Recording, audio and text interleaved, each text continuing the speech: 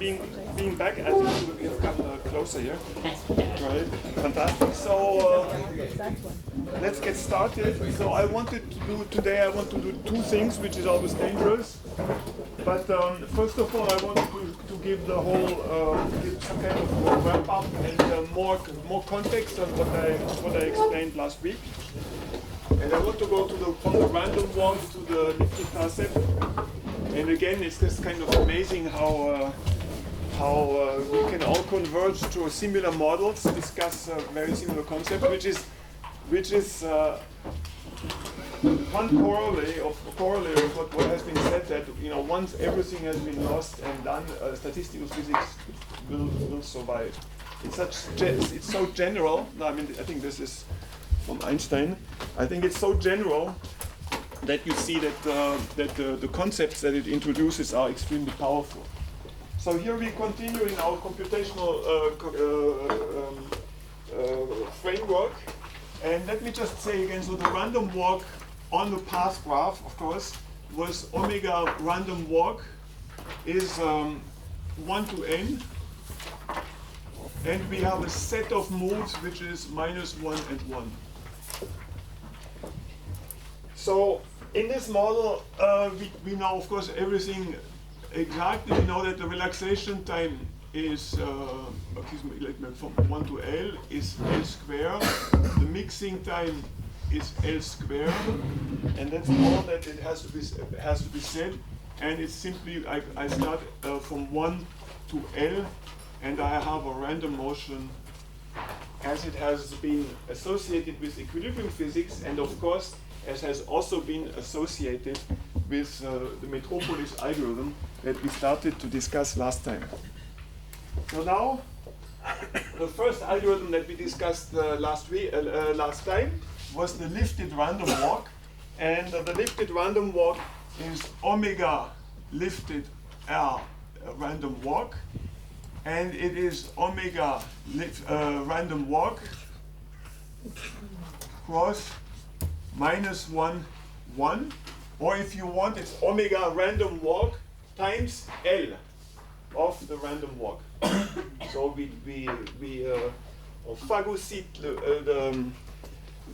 on phagocyte this space here in order to create a new space, a new sample space for the random walk. And let me just say it again. So it was the following. I write very, very, very small here. So this this was the configuration. From the configuration, we went to the configuration with the move that we had in mind. And excuse me. So then we went to the move that we had in mind. We went to the we went there. So we went there. It's a good one. Let me see just a moment.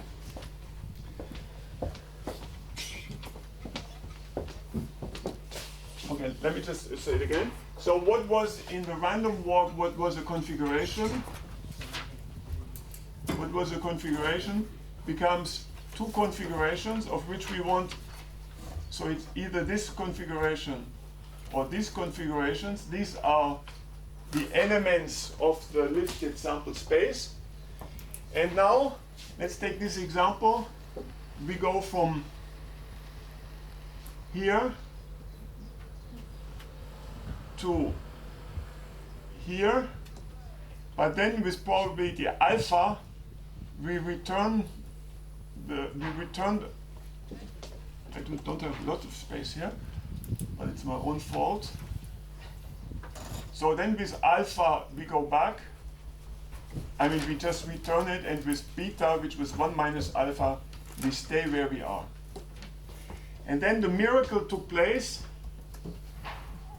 It is the following. The miracle was the following. So if we wanted to go left at the final, and here are hard walls at the moment. So then, then from this configuration, we did the flip. And then with probability alpha, we did the back flip. We flipped back with alpha, and with 1 minus alpha, we stayed where we were. So this is a miracle. This is a miracle that this is possible and that the transition matrix remains doubly stochastic. And the miracle is the following, that here we used to have a rejection, and instead of having a rejection,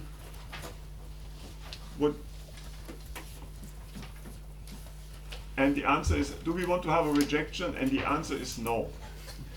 And we can carry this over not only to hard sphere models, we can carry that over to the most complicated systems in chemical physics if you want to. And I think this is kind of, it's a complete miracle that this happens, that this is possible, and that the original authors, Diaconis, Holmes, and Neal, were able to see that there was a potential for generality in this approach. Now I've had a lot of discussions over the last few days because people wanted to know what happens on the level of the spectrum. And now, again, you know, there's this kind of fantastic synergy between us. So we as Peter also just said not long ago. So the original transition matrix here is the random walk transition matrix is reversible, so it has a real spectrum. Now we have let's look at this like this. So this algorithm here can be looked at in a different way. It's like this. Here are the lattice sites, and here I'm in the -1 sector. Here I'm in the +1 sector. And it takes a little while just looking at it. So now what it happens is you are at this configuration. Let's say you are here, and then you move over, and with a certain probability you move up. Okay, so that's the same representation. So this means that the move is either in this direction or in this direction. And the same when you are from here, up here, you go this way and then down. So you have this is a possible move, and this is a possible move. So the possible move, they look like a little bit diagonal, with a loop here and a loop here. So now we have versions of this. So if you are below, you're in the sector -1 and you go in this direction. If you're above, you're in the sector +1 and you go this. But there's an interesting version of it. There's an interesting version of it where you say, well, let's go with probability p to the left and with probability 1 minus p to the right. Okay? So we have a version, you understand? So below, we go with probability p, we go like this, and above with probability p like this. If we take p is equal to 1, then we are back to this original Diaconis, Holmes, and Neal paper. But now what we can do is we can tune very slowly the degree of non-reversibility, and p is a parameter. If it's one half, then we are in the reversible regime. Otherwise, we start slowly going into the non-reversible regime. And you know all that if you change a transition, if you change a matrix just by epsilon, just by epsilon, by a little bit, then the elements of the matrix change just a little, and the spectrum also changes a little. So what's happening here is in the original for p1/2, that means in the original random walk, you have a spectrum here which is of the order of 1 over L squared. And what you do then, so this is the first eigenvalue, and then this eigenvalue here starts to move as a function of this tuning parameter which puts in a little bit of a non-reversibility. And it generates a 1 over L component. And it moves away, so it starts at 1 over L squared. 1 over L squared is a very small number, and then it becomes larger and larger and larger, opening the gap. Until when? Until the gap is infinitely large? No. Until it hits another eigenvalue. And what happens is, so this eigenvalue starts a little journey, just like in the Bay of Quiberon, Okay, so it starts a little journey, and then there is a collision of two eigenvalues. When these two eigenvalues collide, the spectrum can change. Otherwise, it cannot change. It checks and it opens and it goes into the complex plane.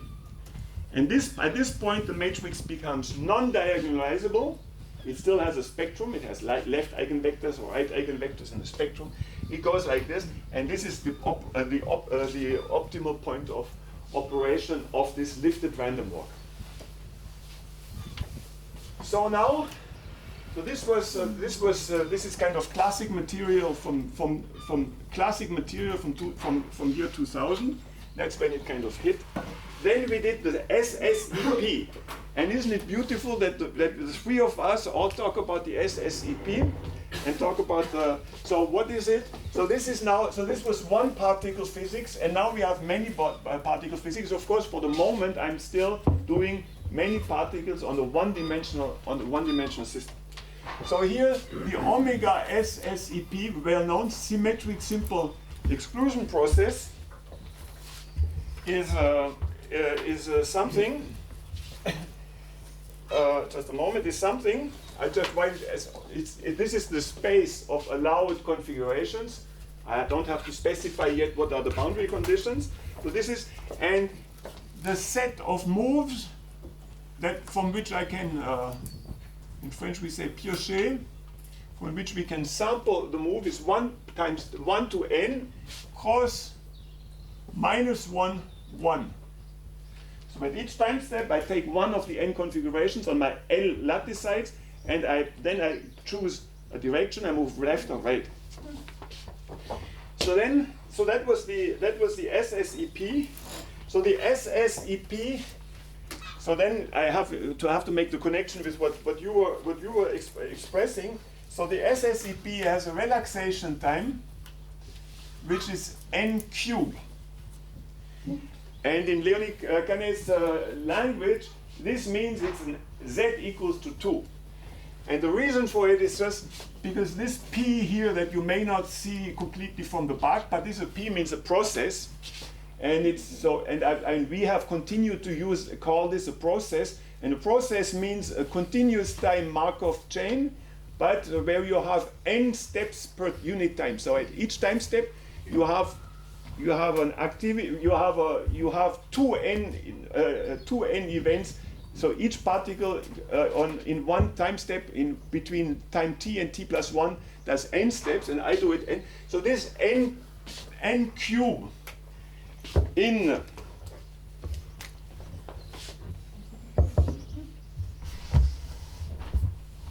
so what Leonie was saying yesterday, so this corresponds to an n square. Okay, you understand what I mean? If you do n steps, if you do n things per hour, then the hour becomes fuller, and the whole time you have to spend, it becomes smaller. So this is the z equals to 2 critical exponents, dynamical exponent that Leonie Canet was explaining. I'm so happy that we speak about, the same thing. So the relaxation time is n cubed, and the mixing time, T mix, is n cubed log n in this model. This was obtained by Hubert Lacroix, mathematician, just a few years ago. And what this means is that if you start from a compact initial state, then it will take a longer time. So if n is 1 billion, then it will take a much longer time to even sense that you're getting into equilibrium. And now I have the advantage to say that we have a program, SSEB compact.py. Pi means Python. So we have a Python program. It has been completely vetted by Seb. Where is he? Seb Wilkes. So he takes full responsibility. That's the program. That's what we call beta testers. So they take full responsibility. So you played around with it, and if you don't, if you find, and you will see that it's just a very simple program. It's 10 lines. And the 10 lines will convince you that the mixing time of this puppy is, you don't see exactly where the logarithm takes us a little more time.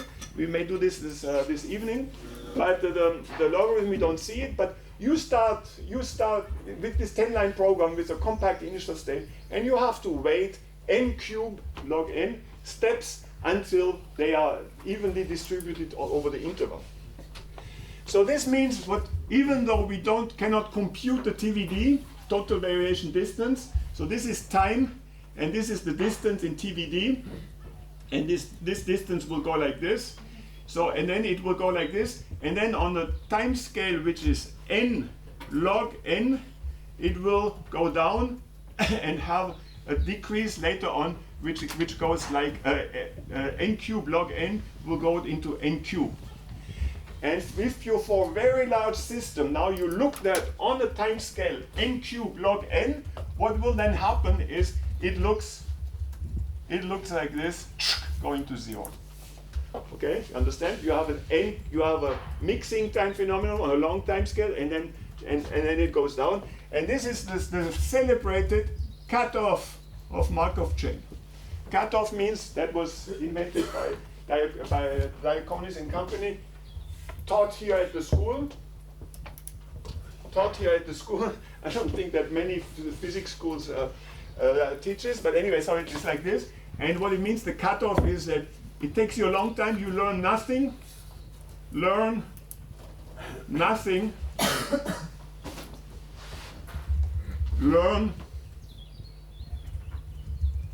everything. That's cutoff, okay? And it cannot be proven that it always comes when the mix, so, mathematicians are very rigorous people, it was once believed that if this is on a longer time scale than this, it immediately introduced cutoff. It's a little bit more complicated. So again, there is SSEP compact.py, and I cannot force you to actually download it, but that's your opportunity to have a 10-line program and just run it. And if you have a problem, you talk to Seb, and he is a nice fellow, so he will give you, il va te donner le meilleur accueil possible, as we say. Okay? All right, so now we do the TASEP, and that is omega TASEP, which is omega SEP cross -1, 1. And last week we already had the bidirectional TASEP. And the bidirectional TASEP meant that for a long time we went forward, and then later on we went backwards. So the way it went is, I don't want to write it out, so this was bidirectional. I just did it with walls. Bidirectional wall has nothing to do with each other, but let's do it just with the walls.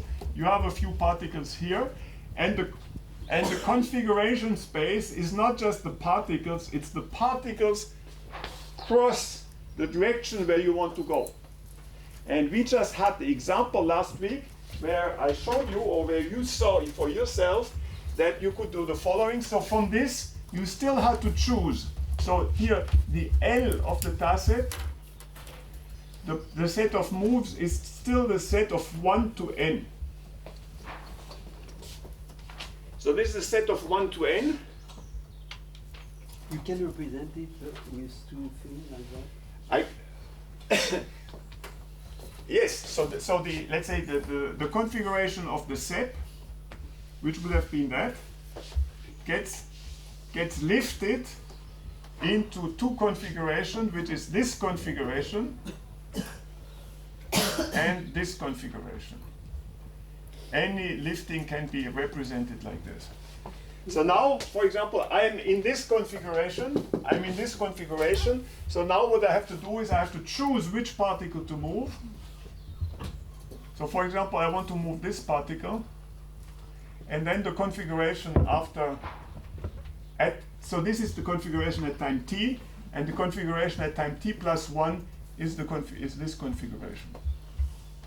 And then it's this configuration, but it keeps the arrow, and we are still going in this direction. Werner, yes? I meant this. No, this is just a one-dimensional. The space. No. The space is n over L over n. So it's an expo. It's n to the power. It's n to the n. Mm-hmm. So it's a really big space. And so this is the space in which we got. And then we have the following: if you are in this configuration like this, so for example, and you choose this guy to move, then we said then that everybody moved, then we reverse the direction. Okay, but this is not, again, this is not rocket science, not at all. I mean, even rocket science is not rocket science if you do it, everything one step at a time, right? Rocket science, I mean, things are just complicated if you don't know how to cut them into easier stuff, right? I mean, all of mathematics, all of physics can be algorithmized, put into algorithmic version, and you see. So anyway, so this is the TASEP, and the TASEP has a T-rel, relaxation time, which is n to the 5/2, and in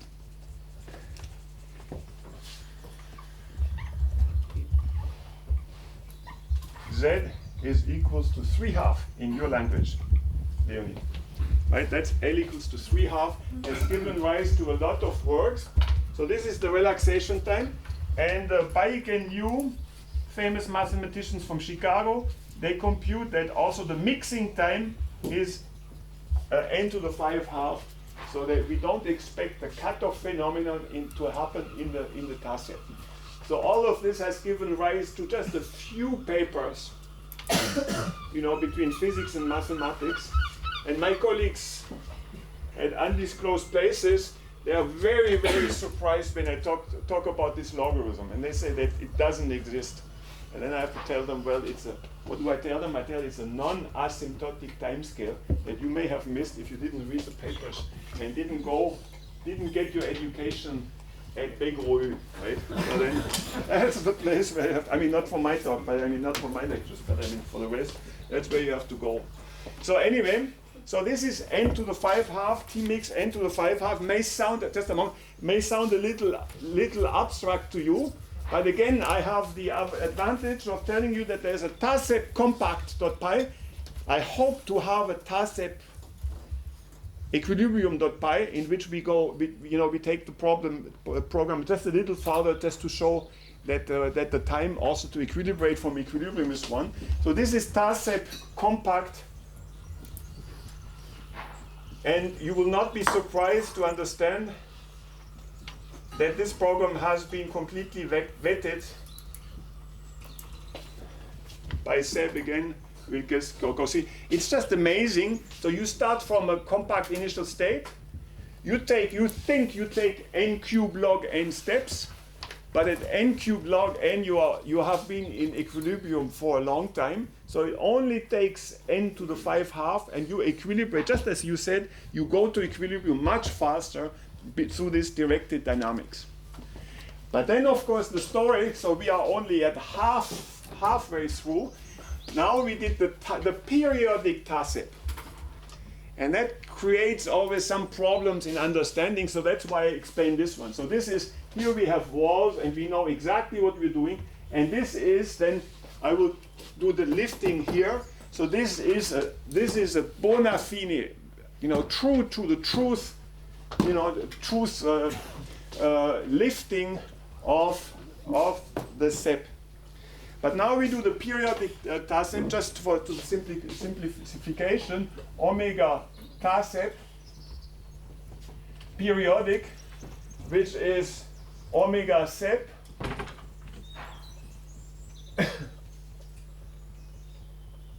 omega SEP cross -1, 1. But we put the -1 into parentheses, we never go there.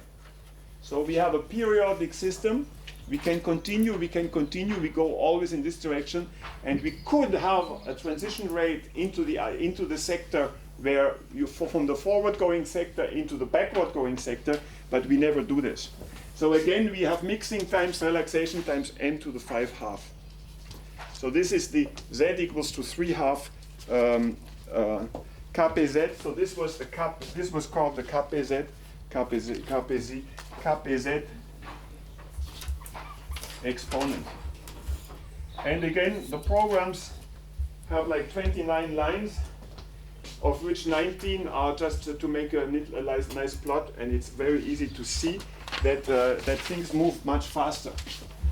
But now, so this is kind of, again, TRL, excuse me, TRL n to the 5 half, in the case, of course, if n is proportional to L, T mix n to the 5 half, and you have to subtract 1 from these exponents to get to the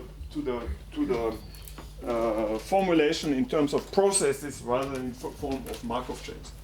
So now we do the lifted Tarsep, the periodic case. Okay, in the lifted Tarsep, what we have is that the omega lifted Tarsep is equal to the omega of Tarsep. So we take the periodic.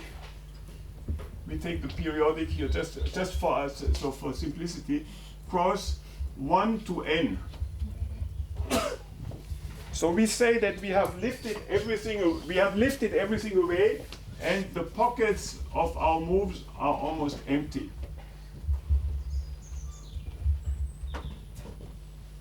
We keep a little thing. So now let me just say it again.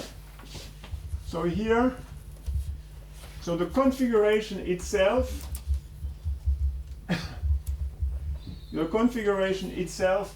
designates one of the particles as being the active particle. In our program, this is a little carré. You see it, we have a very nice little representation. So there's one of the particles is not a normal particle, it's an active particle. It's the one that can move. And we had it like this, that initially, so it was a two-step operation. And in this two-step operation, we first moved the particle as if it was a regular collision. So this is the configuration T, xt out of omega lifted Tarsep. And so you start here and you go here.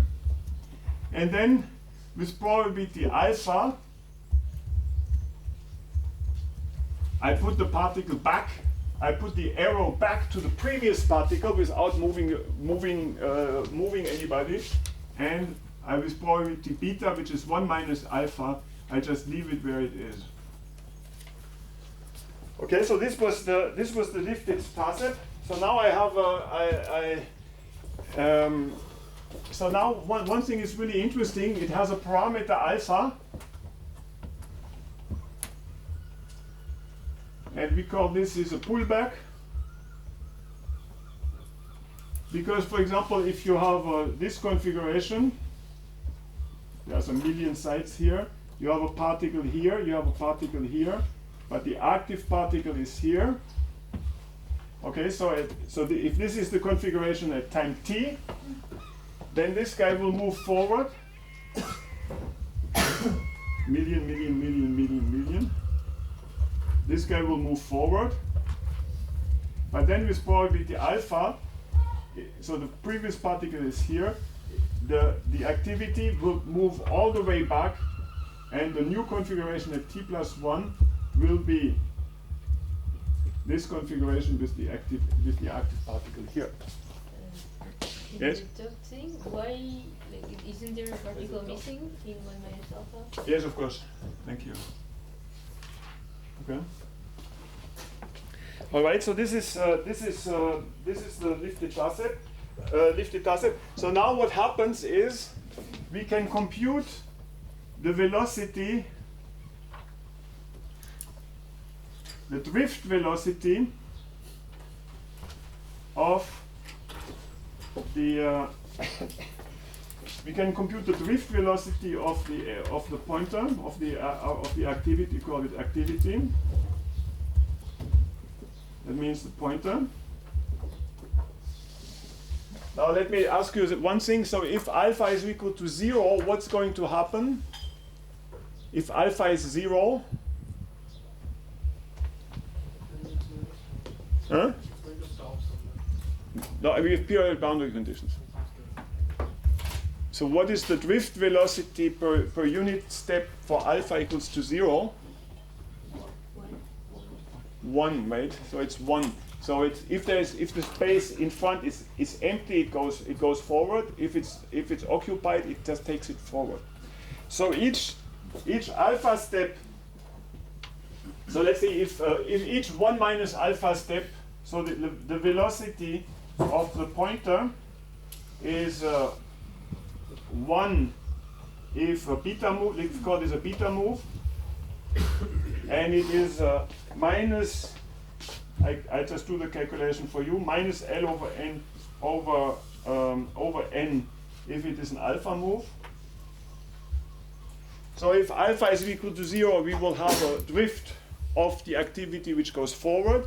If alpha is 1, we'll have a drift of the velocity negative, and you will not be surprised that there is an alpha critical which is equal to N over L, at which the drift velocity of my activity goes to 0. So alpha crit is equal to N over L. So now again, you know how this goes. Now we have a lifted TASEP compact.py, and you can run the code. Anyway, so from last week we know that for any alpha, this is for any alpha between 0 and 1, it's an irreducible aperiodic Markov chain. It is non-reversible, and it's doubly stochastic, so that it means that all configurations have equal probability. So we are completely on solid ground. We are completely on solid ground. And now you can do the following. You can just download this 10-line program, and you can run it at alpha different from alpha crit. And of course, there is still a lot of calculations to be done, and just by running 10-line programs on an afternoon, or excuse me, not afternoon, but in a free minute, it's really a free minute that you need. You will notice that T relaxation and T mixing will go like n to the 5 half. That means n equals to 3 half, which means kpz. And then you will ask, what's all the fuzz about, right? We are just back. There's nothing new, and what's all the fuzz about? But then you can do it, so it will take you, so you can turn the little parameter in the program, you can set the power that you want, and then you run it for 32, you run it for 64, 100, and it gives you a little output on the screen. And you see that it takes essentially the same time as it takes for the other. But then you can put this alpha is equal to alpha crit. At that point, the little carré will not have a drift velocity, so the activity will not have a drift velocity, so it has velocity 0, and then you would expect that the activity, you can already see that on the program, you would say that it will have diffusive motion, but I have to disappoint you, it's not diffusive motion, it's a hyperdiffusive motion, and for alpha is equal alpha crit, so we have very solid data. I mean, you can have very solid data because you notice it goes very fast. So the T mixing is equal. So it is equal to n squared. So you gain again one power. The power of 1/2 with respect to the TASEP, and you gain a full power with respect to the SSEP. And the T-rel, there's still some discussion. We have it n to the 3/2, which is the theoretical minimum, or n squared.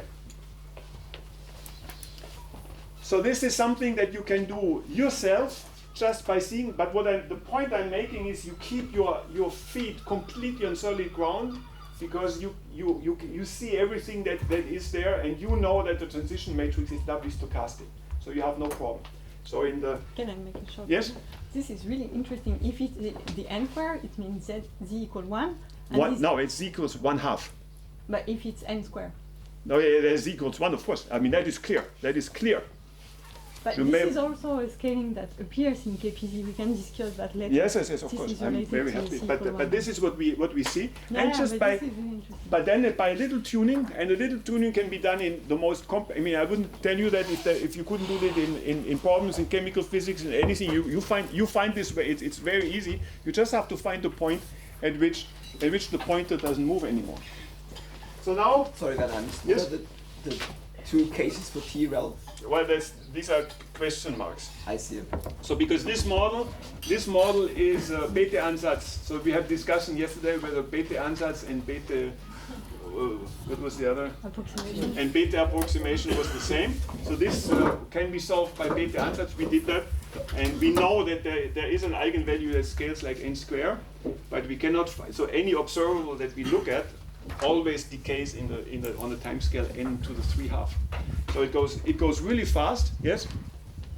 So one question I had is this T-rel, when T-rel is equal to T mixing, Yes. for example in the bidirectional tensor, why do we not see this cut-off phenomenon? Well, because we don't have two. I mean, you know, there is no paper in this world of ours which says absence of cutoff in the tacet.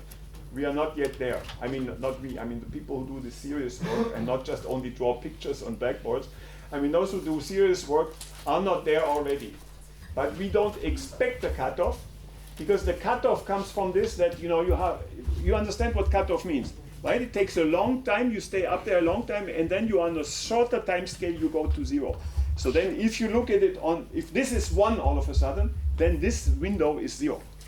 So here these two. So this is Pike into mathematics. So this is considered a breakthrough in mathematics n to the 3/2, and the other one is just the regular one that we discussed. So let me just at the end of my first part here is lifting. What does it actually mean? So this was formalized in a beautiful paper by Chen et al. 1999. All of this is on my website. You see, the website is growing. It's growing. And this approach that we have in order at each step, so we never introduce a mistake in the sense we never make a compromise to the state of the equilibrium distribution. That's the point that we adopt here. There are other approaches where you pay a little price by making a little mistake, and this little mistake then can be shown that will not completely change the stationary distribution, but the the lifting framework is we have a mapping which is called f, a function f from omega into a lifted sample space omega hat. So for example, here in the lifted tacep, you see here this was the sample space of what's called the collapsed Markov chain. And this is the lifted Markov chain, and it has a larger sample space. And this sample space can be called a mapping. And you have exactly two conditions. Condition 1 is that the pi is preserved. So in the example, it was the following: all the n copies of a tacet configuration. So a tacet configurations are just the position of the particle, and we kind of lift that into n copies, and these n copies are different. They have the same positions, but they differ by the particle that is the active particle. So in this mark, so now it is like this: pi of v, and v. I give you the original. So original notice. So this is part of omega should be equal to pi hat of f of -1 of v. So that means that you have one configuration in the original sample space. It explodes into n configuration, and the statistical weight in equilibrium, of course, the statistical weights of all these configurations have to sum up to the original thing. Condition 2 is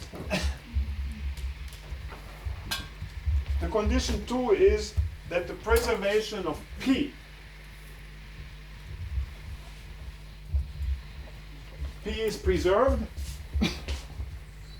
P is preserved, and in particular this means that pi nu P nu u or P. So this is in omega is given by the sum over I in f minus 1 of v j in f minus 1 of u pi hat I p hat I j. So nothing changes, so that you put a wall between your configurations in sample space, you have some particles flowing through, and the flow is the same in the original Markov chain and in the lifted Markov chain, where it can be all the copies move from here to there. And then the basic thing, so so this is part of, this is panel 7b, so this is panel 7, and this is panel 7b, just to do it. So now the original thing is, we have something called the conductance, it's the conductance, and some of you, when we were discussing on the beach, were saying, well, this is like the Chigo constant, so it carries many names. Yes? So the P hat that you have there, you are defining it this way, so that's the way to define it, right? Yes. So you respect this condition. We respect this condition. And we make sure that this condition, so this is something that takes place in omega hat with P hat. And in general, so this the lifted Markov chain is defined by an omega hat, by a P hat, and by pi hat. And we're just finding out the conditions. And the real point is we don't use any it's completely abstract. So we just take we take a specific sample, so there is a mapping, and the mapping doesn't have to be through additional variables, but that's what we found out was liberating the whole field of what we were doing. Was liberating the whole field, because now we can so there's the conductance, and we still have the relation that, so the relaxation time or the set time is, I just put it like this, is in between phi and in between 1 over phi squared. So lifting cannot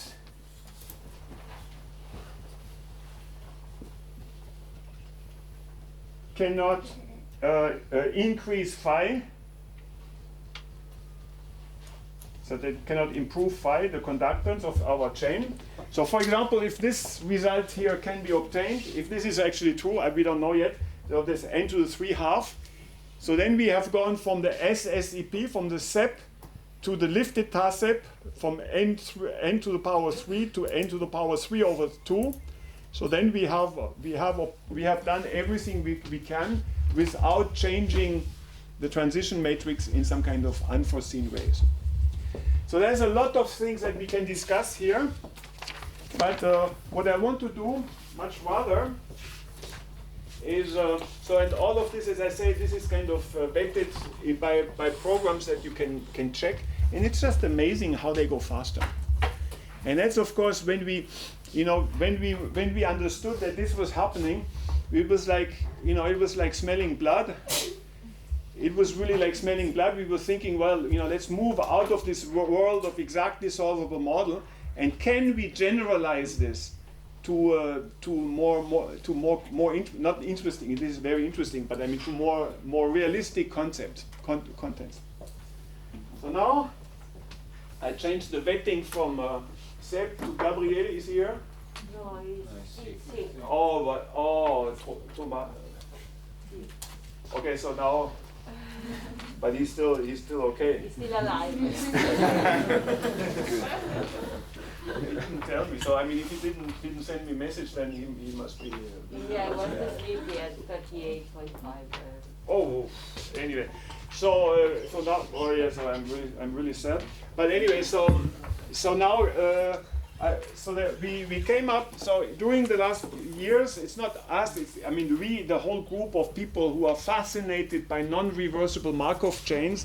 This is, right, this is a non-equilibrium steady state in the language of Peter Solly. Right, it's the non-equilibrium steady state, which is the same as the equilibrium steady state. Right, you understood that, that's the key point, right? We do all kinds of gymnastics, but at the end, the stationary state is exactly the same. So now, how can we modify these algorithms? And the problem was that nobody ever understood what we were doing. So when Gabriele came to Paris, we decided, let's write a little paper where we explain all of this in the simplest context. So we wrote his first paper. That's how you're starting to nerdiness. I can tell you. So the first paper, it has no less than 13 completely written out programs, right? 13. So we start with 0, it goes to 12, and and everybody loses home. It depends at algorithm number 3, 4, 5, 6. But these are simple algorithms that just illustrate the extreme liberty, algorithmic liberty that you have in Markov chain Monte Carlo dynamics, and especially that you have if you start worrying about non-reversible Markov chains. So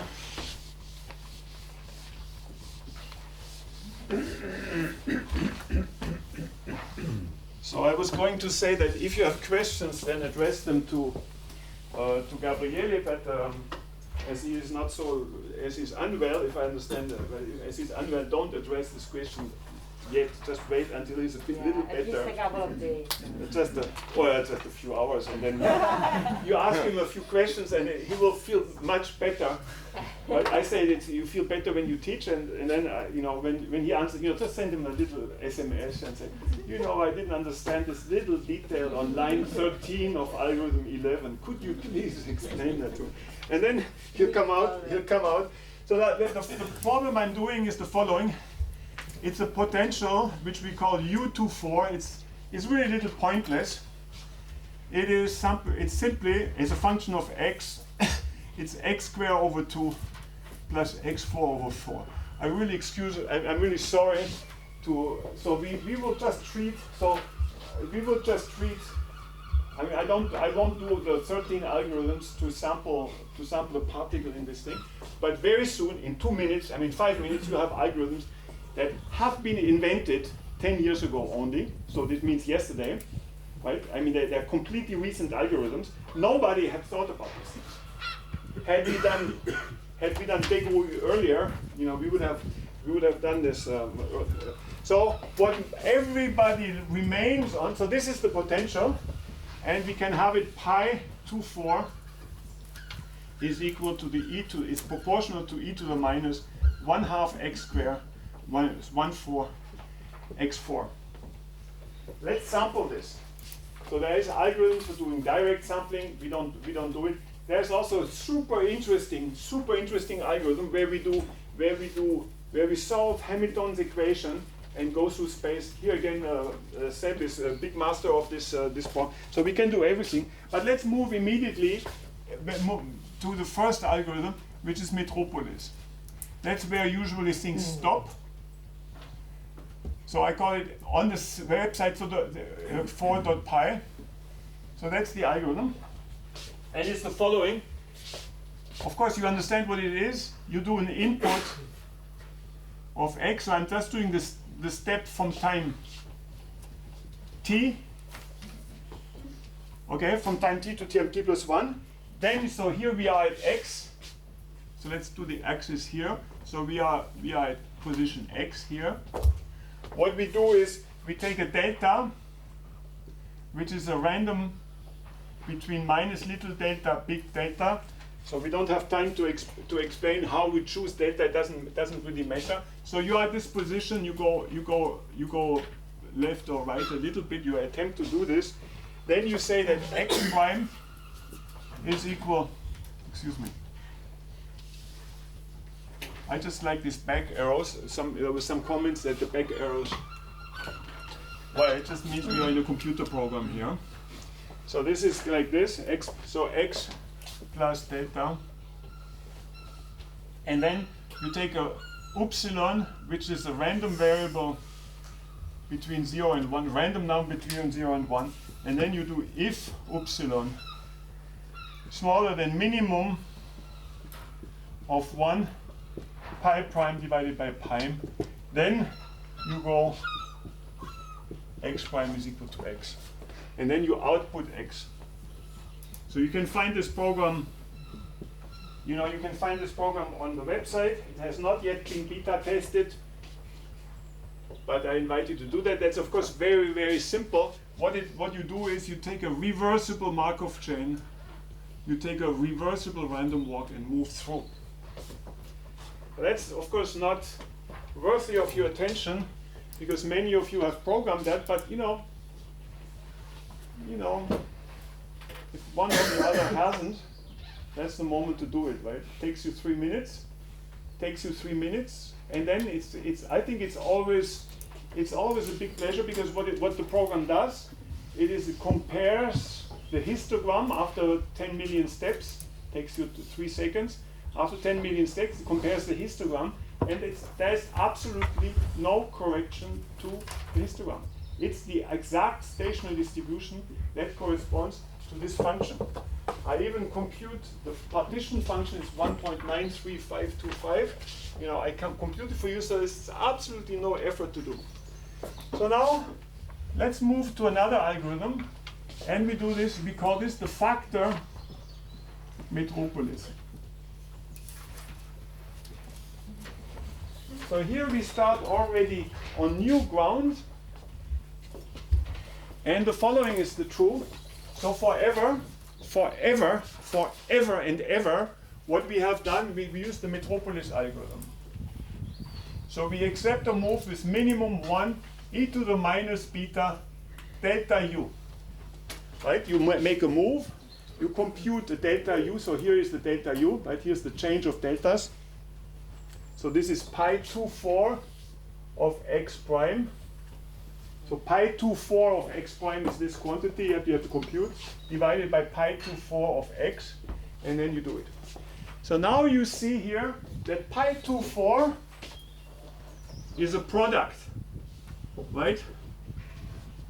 Even those of us, including myself, who woke up a little late for mathematics, can do this, right? So this is a product. So this is a product of a pi 2 times a pi 4. You see it? Of course, this can be, can be generalized so that you don't even see it anymore. So what people have done is you accept the move with the minimum of 1 e to the minus delta. So here delta 2/4 e to the minus delta 2 e to the minus delta 4. Or we write this as the minimum of 1 product over factors m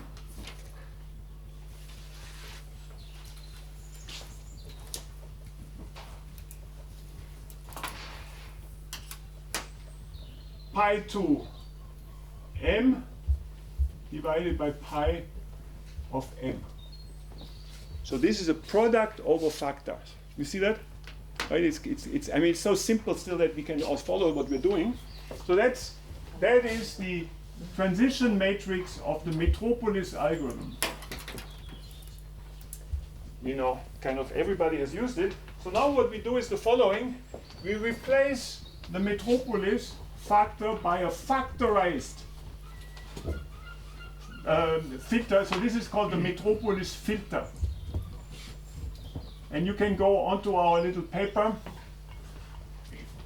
That we did this when Gabriele was still in M2 stage at ENS, and the paper was accepted and even published before he applied to graduate school. And then, of course, they gave him, scholarship, and so he was kind of, life was easy, but he shouldn't fall ill. I mean, anyway. So I'm really sorry because he could, I could point to him. Anyway, so this is the filter. Now we do the metropolis filter, and it's the following. We say, instead of doing the minimum of one of product, we do the product over the minimum. So we take this 1 e to the minus beta delta u2 times, let's do it like this, times minimum of 1 e to the minus beta delta u4. And the real sharp sharks among you will see that because we have done this kind of strange thing, it's a little bit pointless what I'm doing, because this is kind of an identity, because the two potentials that I'm separating into have the same minima. So it's a little pointless, but let's just continue like this. So this is like this. This is a new filter in general. In this case, it's not new because it can be. So this is a new filter, and it also satisfies the detailed balance condition. You can look it up into our American Journal of Physics paper. It's very, very easy, and it simply what happens is now we have a filter. Right, we have a filter which does exactly the same thing as the Boltzmann distribution itself. The Boltzmann distribution factorizes, and the filter now also factorizes. So we can write a factorized metropolis algorithm, and then we say here in this line, instead of doing if epsilon is smaller than minimum, then we could write it. Then we could say if epsilon is smaller than the minimum of 1 pi 2 divided by pi 2 times minimum of 1 pi 4 prime. So the other day one of you asked me whether I had any regrets in life, so we get very personal immediately. So I would have had lots of regrets if I had stopped here. Okay, so we would have lots, as a community would have lots. So this is an algorithm. That is factor metropolis. So yes? This is true also if the sign of the quadratic term is negative. Yeah, it is. It's so always even true. if Yeah, of course. It's very. You have a stationary distribution, Boltzmann distribution that factorizes. You can use the factorized filter, and you can prove it very easily. You understand why you can prove it easily, because now everything factorizes, right? The filter and the distribution factorizes. So now you can run this program. So in that program, in factor metropolis, program written by Gabriele, I just adapted it. So now you can take this minimum times minimum, and then you would be, it also satisfies detailed balance. So it's, but now we have also a patch to it. And that's where things become interesting. And in the patch we say the following. Well, let's do it differently. Let's do it with two pebbles. You see already how we do it? So we say that this is a product over probabilities. It corresponds to a product of probability. It corresponds to a conjunction of random variables. So what we can do, so let me just write it out. Let me write it out. It becomes really interesting. You see it here.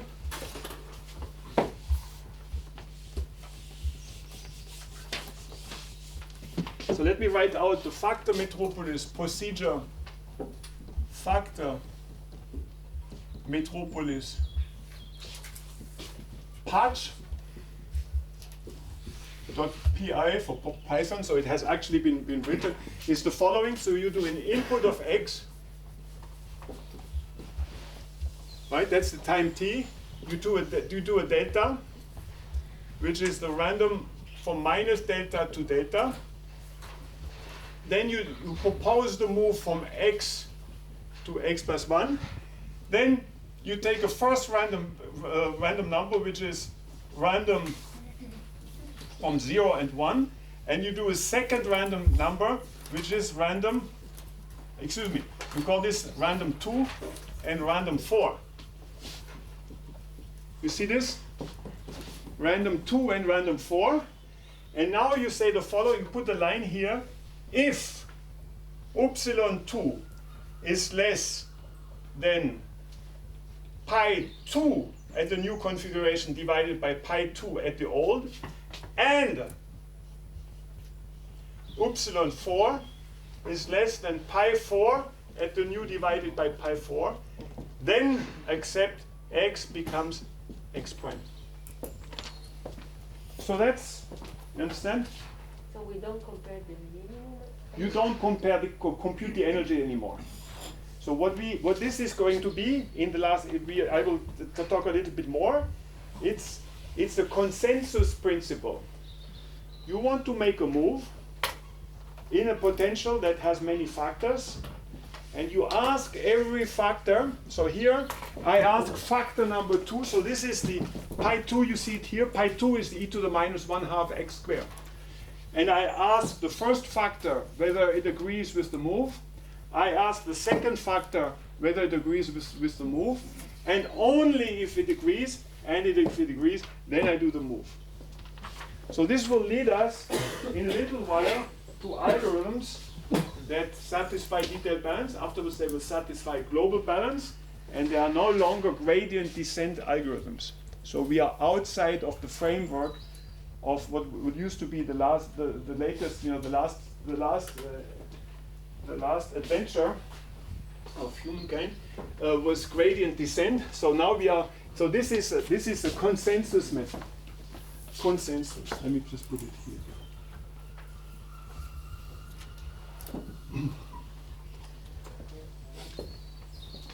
You know, in French we are always very careful to talk about consensus. First of all, given political situation, but second also because this word here means the idiots. So there are many words of game. So if you are looking for consensus, then you must be a real idiot. But anyway, so this is just mathematics. So and it's just a name given to mathematics. So now I want to do another algorithm. Okay, so you can run this 10 lines. It's already it's not yet completely commented because there's a lot of work to do. But this is an algorithm, and it makes absolutely no mistake, no error, there's no approximation. There's no finite this, there's no finite that. It is just another solution. So then, just to be really clear, so the patch has two pieces. So first of all, you use two random numbers. Yes. And second, you remove the min. No, the minimum of 1. The random number is between 0 and 1. No, but there is no min in your condition. Well, it doesn't matter, because this is it's always smaller than 1. Oh, okay. So the So min. this is nothing. So you could have removed it out as well. Yeah, I can. Okay. Sometimes I just do it. It's the same. Yeah, okay. So the change is, so I take two random numbers, and I don't compute the total change of energy anymore. So I don't use the oracle of Delphi. I just do. I ask one, and I ask you. You accept it. You accept it. If both of you accept, then I move. Oh, thank you. So now let's do. Yes. On this simple example, do you have more or less rejection than? I always have more rejections. Yeah, right. You have more. So that's but then this is called a potential barrier, and then you can go into. So it seems a little pointless. I'll show that later, because we go into other realms just with the next algorithm. I'll show you how it works. But so it's a little but that's just so at this point here we would only want to check that the algorithm is correct, that we can write down the transition matrix, and that the transition matrix is another transition matrix, but that it satisfies the global balance condition or the detailed balance condition with exactly the correct distribution. So now I want to do the following. Let me write down the algorithm first.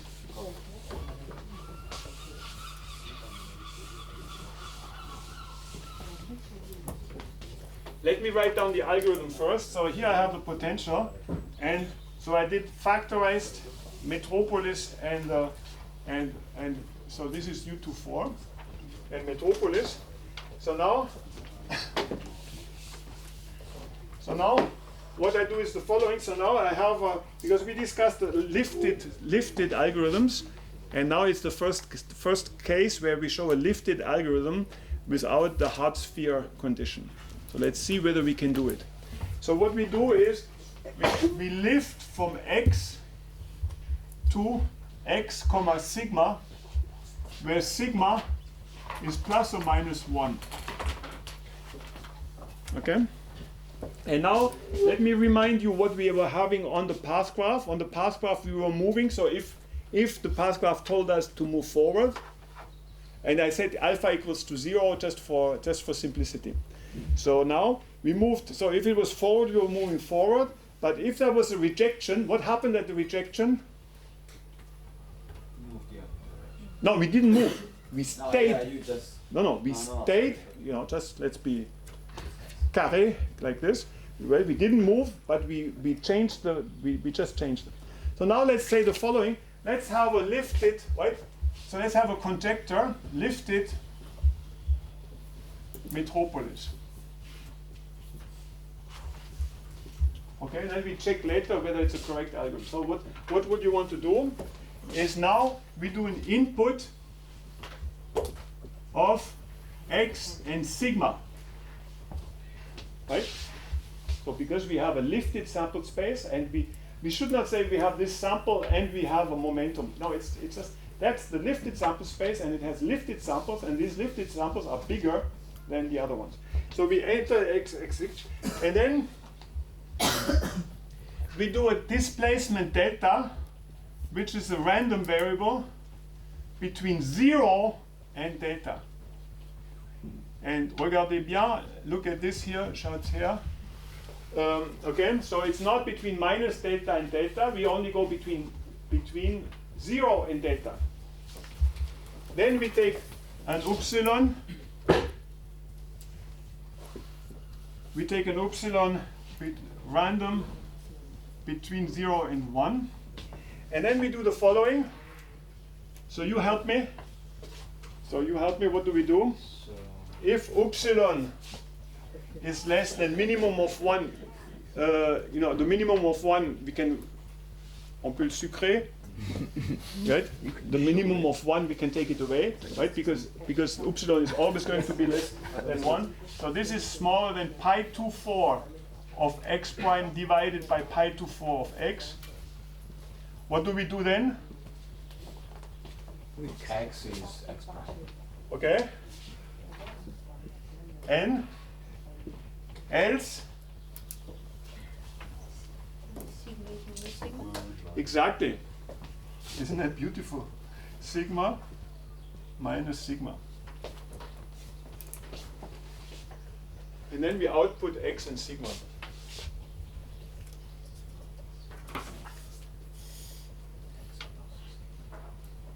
So x prime is x plus sigma delta. Yes.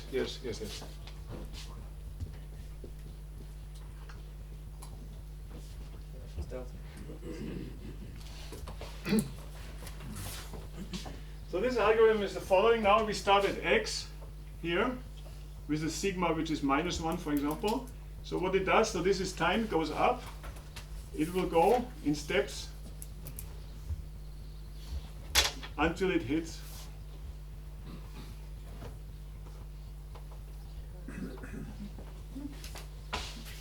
it's crazy, right? Well, then just go not now, because don't go on the website right now, because maybe you look at there's also a lot of political news, so you might get sidetracked. But I mean, at some point you can do this. So that's the correct algorithm. So how can we prove that the algorithm is correct? We check whether it satisfies detailed balance, right? It will not satisfy detailed balance, right? So what do we have to check? Right, we have to check whether it satisfies the global balance condition. And maybe you just, so the way it goes is, and the way, for example, in our paper, and Gabriele will be able to explain that to you as soon as he is better. It will not take very long. So you just, so this is sigma equals to +1, this is sigma to -1. And you check what is the flow. So what you have to check is pi is equal to pi p. Okay? And you use that the pi hat. So now we have to check that pi hat is equal to pi hat equal to p hat. So we can put hat as, it's like in the 1930s, everybody wears a hat, right? So we can wear the hat, and we just say that the pi hat is 1/2 of the pi. Right? Pi hat of x sigma, we can say this is 1/2 of pi of x. This is an ansatz, and we check whether this ansatz is correct, and let's do just the discretization, and then the rest will follow, will follow just the way we do it. So that's the algorithm. So that's the lifted metropolis algorithm. So it's kind of really amazing that it works, but it does because it satisfies the global balance condition. So now let's do something very interesting. What I think is very interesting is let's take the continuous time limit of this dynamic. But maybe you have questions. So if you have questions, it's the moment to ask them. But let us, yes? For the vectorless metropolis, the example. Excuse me, for the? So for the vector metropolis, Yes. If I have, for example, x to the form minus x squared, Yes. then this will be bad, right? Because then No, it's either one of them will always reject, no? no, it's not always. The rejection rate will be higher, but they will not always reject because it is just with a probability. So the probability for acceptance can be less than 1 for one, and it can be higher than 1 for the other. So you know the metropolis algorithm is an algorithm that equilibrates to the stationary state, which means that sometimes it makes a move that goes up in energy. Yes. So it's just going to be less efficient. I mean, in the naive way of looking at it, it will be just very, very powerful in 2 minutes. But I mean, let's say initially it will have a low. But for example, you can download the program, take the same data, and contribute a little bit and send it to the WhatsApp group, and then I put it on the website, and then we have something to take home. Right? It's just like a Fingerman that you bring home to your family. It's just. Sorry, if pi2 prime over pi2 is bigger than 1, for example. Yes. On the right hand side. Yes. Then you accept always. Then you accept. Then you that's the minimum of 1. Okay. It's kind of that's you can take this. Sometimes that we put in this minimum of 1 pi prime divided by pi just for visual recognition that people recognize that's the metropolis. But since the random number between 0 and 1 can never be larger than 1, you can just take out the. You don't have, but in that case, you don't have to. There are lots of tricks that are not worthy of the attendance of this Auguste assembly here. Sorry, Yes. in the factor metropolis, does it also make sense to maybe randomize between which factor we ask? We ask all factors. So we ask all factors, and we have to ask all factors. So now let me do the following. Let me take the time. Let's say that what I'm taking is the delta going to 0 limit, and that's called the zigzag algorithm. What is it? Delta is this thing here. So now what I do is the following. So of course now we can take this very easy to do. You just put delta equals to 10 to the minus 11 into your computer code and you run it. Right? This uses a lot of energy, but it's because it's the École Nationale who pays electricity. Though you may think it's not so bad. But let's do it a little more cleverly. Let's do the following. Let's take delta going to 0. Delta, delta, delta. Let's make a move. And now I'm telling you this kind of second revolution, or one of the parts of this revolution, that we have event-driven algorithms. Event-driven algorithms outside of the hard sphere framework. So it used to be non-existent. So there's a beautiful paper, 2012, by Peters and DeWitt, who kind of did this calculation. It's kind of, it's very simple calculation. So now what you do is the following. So you ask the question, what is the probability P? What is the probability, no, not here, what is the probability to stop here? Well, the probability is exactly 0, right? You get that? Because you accept that move, that's our story of minimum of 1, right? So, I mean, all the downhill moves will get accepted anyway. So the probability here is equal to 1. And what is the probability to reject here? Or let's say like here, what is the probability to have the sigma to minus sigma? So that means that to reject the move at this point. What is it? So first of all, you have to understand, let's do it a simple example, that you go from here to 0 with probability equals to 0 to reject the move. Is that clear? Right? Because you see here, epsilon is always smaller than this is going to be larger than 1. So all these moves will be accepted even in the t going to 0 limit, in the delta going to 0 limit. So you accept all these moves, but now here at this point you start. And you make, so the probability that you stop at the position x is that you accept the first move. Now we go uphill, just for simplicity. So what is it? It's e to the minus beta delta u of the first step. That's the probability to accept the move. Then we accept the second move. So this is tiny, tiny, tiny, tiny. E to the minus beta delta u, second, so this is first, second. We accept all those, a billion of little moves from here to here. Okay, you get that? And then the last one is we reject it with 1 minus e to the minus beta delta u. So now something beautiful happens that, you see it here. So this is e to the minus beta u of x in our little example, because here u0 is, so this is u and u0 is 0 here. So we start at 0, then we accept delta u, delta u, delta u, delta u, delta u, delta u. We accept all these moves, you understand? So the probability to accept the move is e to the minus beta delta u. Now let's expand this thing here. Times beta delta u. So and it's really not, it's not non-trivial. It is not in x. It's not in dx. It's in du, right? So the probability that you trigger an event here is given by an exponential distribution in u, and the underlying space just counts for peanuts. It's not there at all. So this is an exponential number, right? And this can be sampled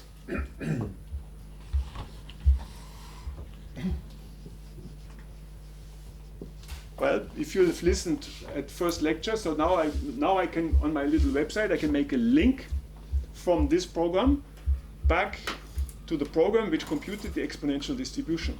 How did we compute the exponential distribution? memory. So what is? So u is what? Is minus log run of 0 to 1 divided by beta. Okay? So this is at u24 is equal to minus log 1, and this has to be equals to 1/2 x squared plus 1/4 x to the 4. We have so this is a quadratic formula in x squared, right? So this is a quadratic. I can do it for you, but I mean it's going to be easy. It shows you that if sigma, so the sigma is here is -1. So this position x can be sampled. Let me just give you it's really simple. So it's this, so we had a long discussion, Gabriele and I, we had a long discussion whether we should show in our paper how this is computed. And I said, yes, we have to compute it because, we are doing algorithms here and we don't want to make it appear that there's any black magic, right? There's no black magic at all. You just solve this quadratic equation and then you see that sigma is that the x event in this case is equal to sigma -1 plus square root of a square root of -4 beta to the -1 log 1 of 0, 1. So that's already a quite amazing algorithm, completely so now we are in the zero, in the delta t going to 0 limit, and we have, maybe we have the first event-driven algorithm that you have ever seen for for something that is not hard spheres. So let's do the zigzag. So the procedure zigzag for the x2, x4.pi is the following. We enter x and sigma at a time t, because I want to explain, so that is, and let's say sigma, x times sigma less than 0, because I want to explain something. So now what we do, so for example, we start at x equals to 5 with the sigma equals negative. So that's like a good initial configuration. We compute x event is equal to the formula star that you have here. So you have this explicit formula. Then you say that the time of the event is t plus x event minus x. So x event and x will have different signs. So you first go down from x to 0 and then you go up. And then you have a little loop t that starts from integer of t plus 1 up to integer of t event. And you print the position x plus sigma times t star minus t. So what you do is, now we have our algorithm which does the following.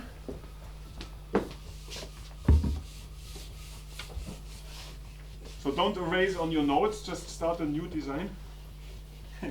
Okay, so it starts like this. Chuck goes like here, goes like here, goes like here, and then we put on a little grid of time steps. We do this naively. You could do it also integrating. So at these times we feed our histogram. So we have histogram points here, we have histogram points here, and the histogram is going to be exactly the Boltzmann distribution of this potential. And then we output here.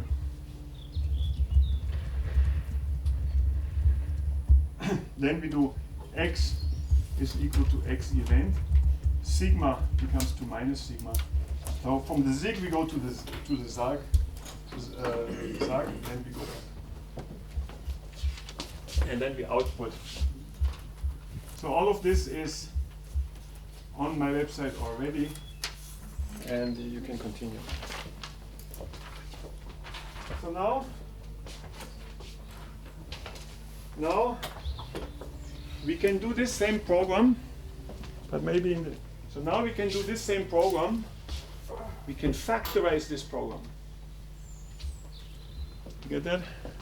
So now we factorize this program, and we write it the following way.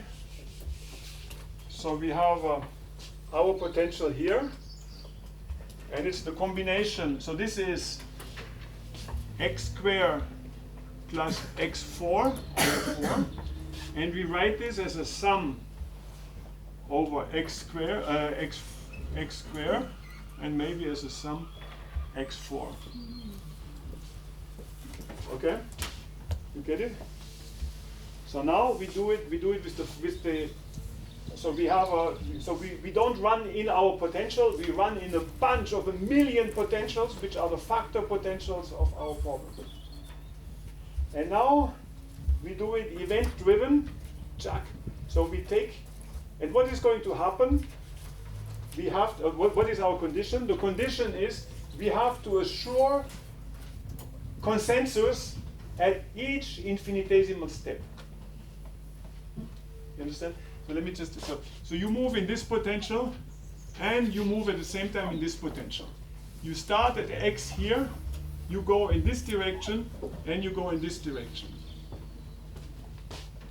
You get it? So now we need to have, even if delta t is very small, in the limit delta t going to 0, we need to have consensus for both potentials in which we move. So, let's say, so then this potential, I say this is the x squared, this is u2, this is u4. And in this potential, it goes down to its minimum here, and then it goes up, and it says, well, at this moment, please turn around as far as I am concerned. Right? And this one will give another number, and it will say, well, go up to here as far as I am concerned. So at what point do I break the consensus of my consensus rule? Of the first one, right? Of the first one that they see. So the consensus, well, I think, this was kind of really clever. So let's say it's like this, right? So this is the minimum, check. I mean the first one, let's say the first one. So you break it at the first one, and then you return, and everybody goes back. So that is also written up. It's called the factor zigzag algorithm. And it just, so what we do is we just have to be sure that that we have consensus in the limit of delta t, and then we take the delta t going to 0 limit. And even though we may not be aware of, you know, the latest, anyway, so I mean, it's completely true. So you can run this, and it will also it will also have the right. So that is a factorized, non-reversible algorithm. So now in the last 3 minutes, I just do one more version. You know, I would love to do. You know, yesterday we were having a drink, Julia and I, and we say, well, you know, we could have a 7th lecture on Saturday morning, right? And we could start it at 8. We could start it at Maybe not. Maybe. well, 8:30. 8:30, coffee served, right? And we were right, pastry, right, pastry, and that's the way. That was your way of doing it in the old days. And we were trying to, well, but then we decided maybe, you know, too much is too much. But anyway, so that's something we can do. But so that was the factorized. But now let me show you one thing really interesting. Is let me show. Let's say, so this is the potential U24. Okay, so this is U24, which is equal to U2 plus U4. So that's U2, 1/2 x squared, and this is the potential U4, 1/4 to x4. You find much nicer pictures in the, okay? So now let's replace, so here is x, so x is equal to 0. Here is x equals to 1, x equals to 2, x equals to 3, x equals to 4.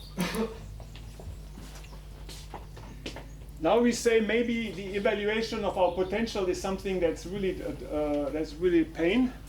Let's replace this with a bounding potential, with a straight line potential.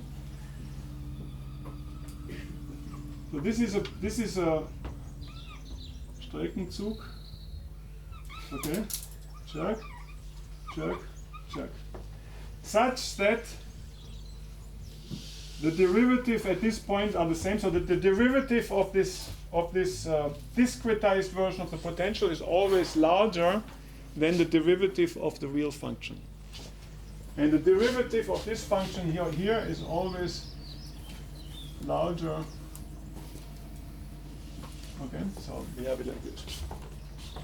So this is a bounding potential U hat to 4, which is the sum over the bounding potential U2 plus the sum of a bounding potential U4.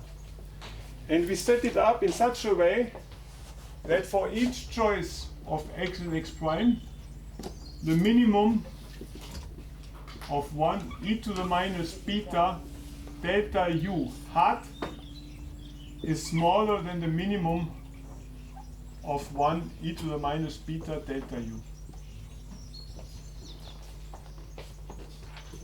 So now what we do is the following. We can move in our potential and we make decisions whether to accept or to reject, not with respect to the real potential, but to our bounding potential. The bounding potential will always, so if the bounding, so the way it goes like the following.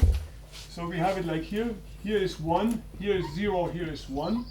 E to the minus beta delta u is here. E to the minus beta delta u hat is here. And if you still remember what we discussed last week, so now we take a pebble, and if we take 2 pebbles, maybe 2 pebbles, so if the pebble falls here, you know, then we accept with respect to the bounding potential, right?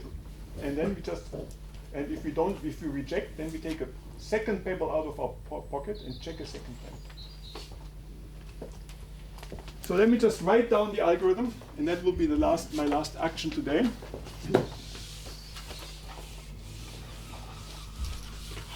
And let's do it immediately.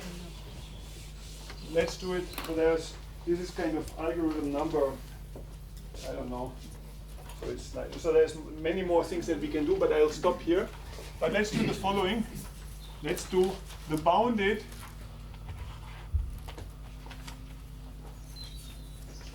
factorized metropolis dot pi.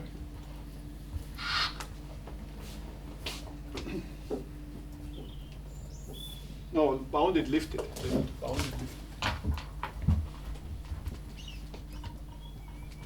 Then we can factorize, we can do anything. So now we do the following, we do an input of x and sigma, that's my lifted sample. Let me just do, so then you'll understand how it goes.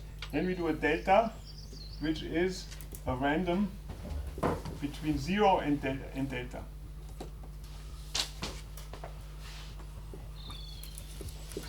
So we move always in the direction. So then we have the, as Peter just said, then we have to have this line P is equals to x plus sigma times delta. So that's the move that we propose.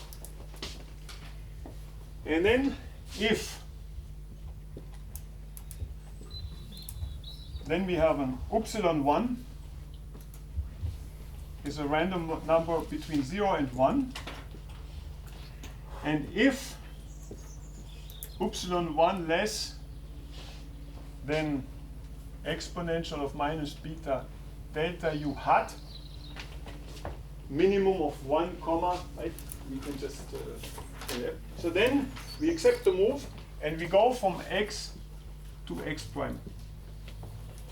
So we don't know the potential because we are too lazy to compute it, but we make the move and this move is final. So we will not take it away again. But then else, if this is not true, only in that case, then we take epsilon 2, which is a random variable, the random number between 0 and 1. And then we take if, then the function already appeared earlier, epsilon 2 is larger than 1 minus e to the minus beta delta u divided by 1 minus e to the minus beta delta u tilde. Then we do x going to x prime, but else we do sigma to minus sigma. So now, just last sentence, then we, okay? So just do it like this. So here is this level of if and else, and then I have another level of if and else. So I evaluate delta u only in the case in which the bounding potential is rejected to move. And now you will see, of course, very quickly where the utility of this comes from. It comes from when we do an event-driven formulation. So the rejection probabilities are almost 0. They are O of 0, so they are 0. So we accept almost, so here, going through here, we accept almost every move. And now maybe we have a bounding potential that is very easy to evaluate, so that on all these moves except with this exponentially small moves, we don't have to evaluate the potential. Then we go up and it says, well, now turn around. And we say, well, okay, before turning around, that's what the program tells me. Before turning around, let me get a second opinion, right? Epsilon 2. And if this second opinion says, yes, you have to turn around, then you turn around. But if the second opinion says, no, you don't have to turn around, it was a fake alarm, right? That is here. If it was a fake alarm, then you just continue. All right. So that's what we did, and this is called in the field of statistics. This is called thinning. It appears here. It appears in the context of Markov chains, but usually it appears in the sense of Poisson processes. But you see that, of course, anyway, there is a Poisson process behind it, because that comes from the exponential. Well, you understand, we have a exponential waiting time, so there is a Poisson process. And we replace a time-dependent or space-dependent Poisson process through a bounding potential that we can sample easily. So with this, I think I should stop here and thank you for your attention.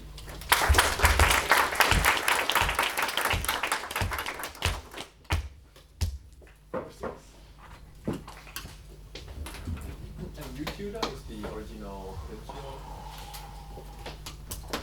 So that's the bounding. So that's the bounding potential. That's the true potential. I think that's the bounding potential. That's the true potential. Let me check.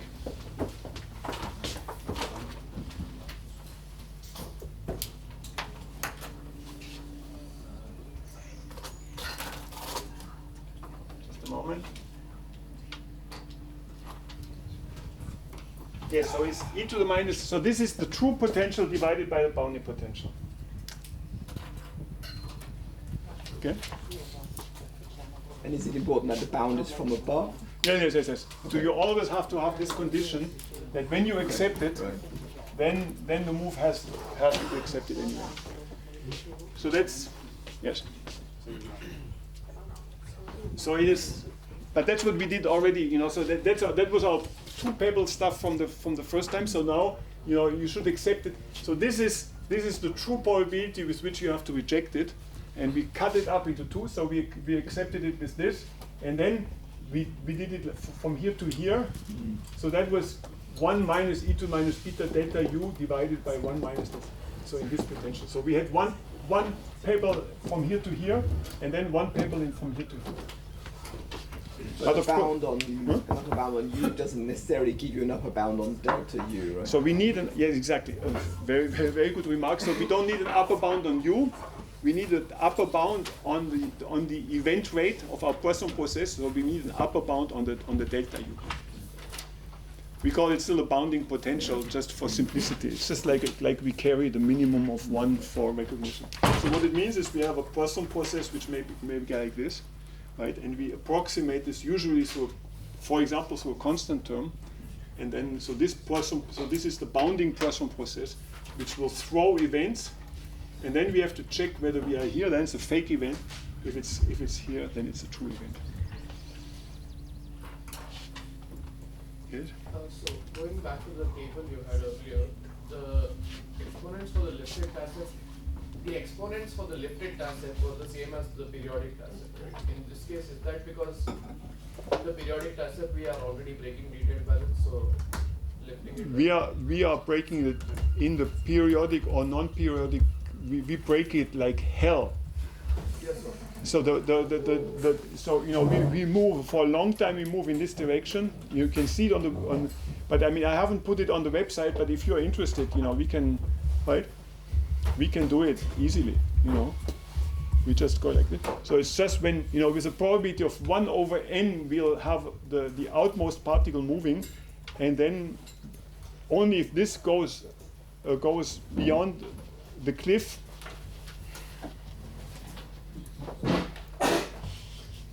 If it falls over the cliff, no, I'm just saying, I'm doing some mountain climbing here. So if it goes beyond the cliff, then everybody goes back home. So does that mean basically that if I start with a process that has broken detailed balance, then I don't get an improvement in speed by lifting? So that's thank you very much. So there is a theorem telling you that if with these games of lifting, you remain reversible, and it means if you do a lifting that is detailed balanced, then you gain zilch. Zilch means nothing. Then you gain nothing. So you have to have, so that it's beautiful that, you know, it has nothing to do with physical interpretation, with this or that. It's a completely general statement that comes out of staring at this transition matrices is if you make a lifting, but you keep detailed balance, then you gain nothing. I mean, you gain at most a logarithm. That's the official statement from the theorem. What's the name of the theorem? Huh? What's the name of the theorem?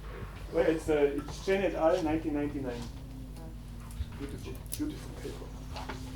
Chen, Lovac, and Pak. Igor Pak. Berkeley, Lovac, Yale. Chen, Berkeley. But like, what about the converse where I already have broken detailed balance and then I go to That I don't think that has been treated. But you know, there's just like, you know, there's like one outstanding paper, and there is not much that has been, then there has been a lot of detailed work on it, but people have, it stands like, like an island in the Atlantic, right?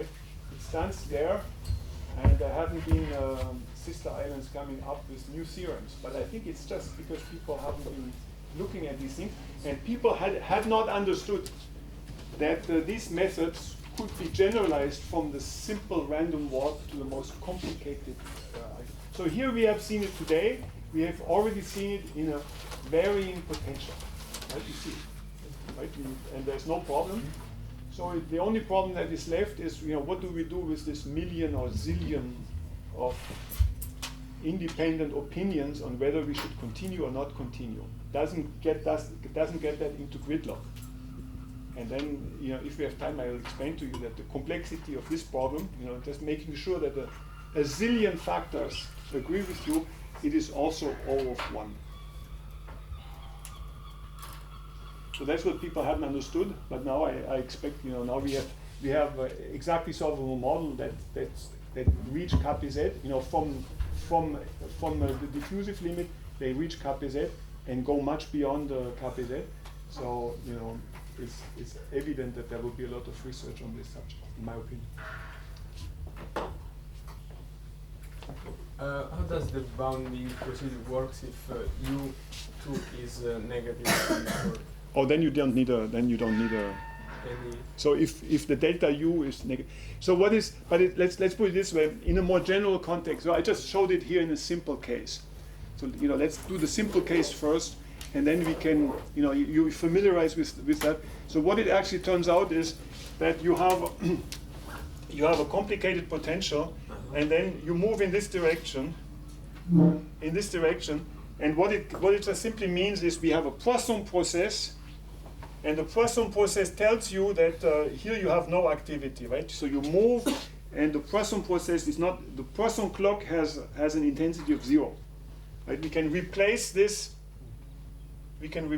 like this. So the associated Poisson clock is something that goes like this, and then it goes up like this. It goes up like this. So then you have a Poisson clock which goes 0, and the Poisson clock is 0. And here the Poisson clock is positive, and here the Poisson clock has this value, here it's 0, this value, and this value. And what this bounding potential, what I'm meaning with the potential, then you go into the space of the derivatives. So now you take this function, you take the derivatives, and you always need a function that has a higher derivative than the one that you actually want to sum. Is that clear? Mm-hmm. So you substitute the fact that you are jumping into the other minimas. What I'm just saying, what I'm just saying here. So here so this is dx. In the dx, that's the derivative is the activity of your Poisson process. So it's with this probability. So this is delta u, right? This is delta u, or in Poisson language, that is usually called the gamma, or the intensity gamma of a Poisson process. If it's negative, bound with 0. Okay. You don't care. You bound with 0. But now you just have to replace it. So if you want to do, if this is too complicated to integrate, it may be too complicated to integrate in time, because then you need it at each individual time step. This may be a non-integrable function, may be very complicated. You may waste your time on it. So you just simply take another function that has a high, everywhere has a larger derivative. That's all. But let's do the simple case first, and I can assure you that it generalizes to the most abstruse potentials. The better I choose this bounding function, the less times you get fake alarms. Okay. Yes. So I have also to choose it properly. But it's also what is kind of interesting. We have been used to compute the time expenditure of our algorithms in terms of single time steps. Right here you see that every move where you accept costs nothing. Right? It's an event driven, so the measure of time complexity of our algorithm is no longer in time, but it is strictly counted in a number of events. And what I will, if you still have the patience with me, then you will see later that the complexity of per event is always O of 1. It's always, so even if you have a million events. Thanks. See you at lunch.